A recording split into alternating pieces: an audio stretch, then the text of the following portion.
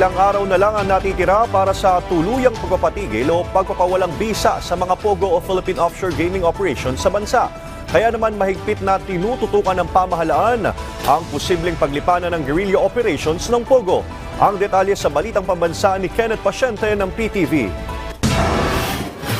Simula December 15, kanselado na ang lahat ng lisensya ng mga POGO sa bansa. Yan ang tiniyak ng Philippine Amusement and Gaming Corporation o PAGCOR kasunod ng naging direktiba ni Pangulong Ferdinand R. Marcos Jr. sa kanyang ikatlong State of the Nation Address.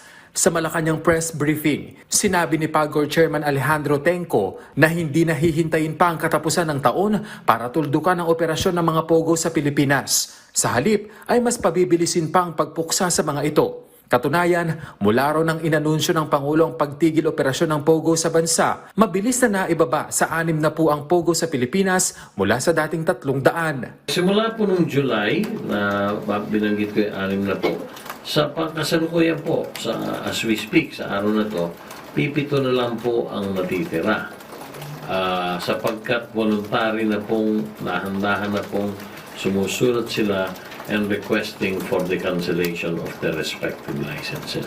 Pero hindi inaalis sa mga kinaukulang ahensya ng gobyerno ang posibilidad na maglipa na ang guerrilla operations ng POGO o yung patago nilang operasyon.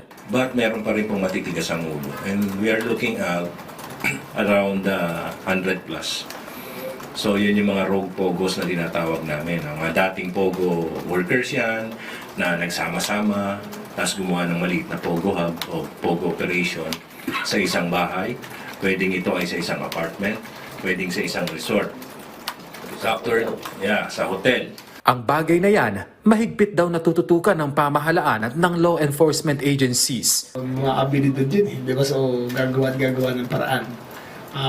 Sa aming estima, madali silang mahanap, madali silang pigilin, at to the President's instructions, we will make it very difficult for them until they say that it is no longer worth operating in the Philippines. Ayon pa sa DILG, mula sa dating mahigit 350,000 na visa issuance sa mga POGO worker, 23,000 ang napadeport na. Mahigit 6,000 ang nananatili sa bansa, kung saan mahigit 5,000 sa mga ito ang na-downgrade na ang visa sa tourist. Nakatakda ding puntahan ng mga kinaukulan ng POGO Hub sa Island Cove sa Kawit, Cavite para isara ito. Muli namang iginiit ng pamahalaan na walang magiging epekto sa ekonomiya ng bansa ang pagtigil operasyon ng mga POGO. Kasado na rin ang isasagawang job employment caravan ng DOLE para sa mga maaapektohang POGO workers. Mula PTV Manila, Kenneth Pasyente, Balitang Pambansa.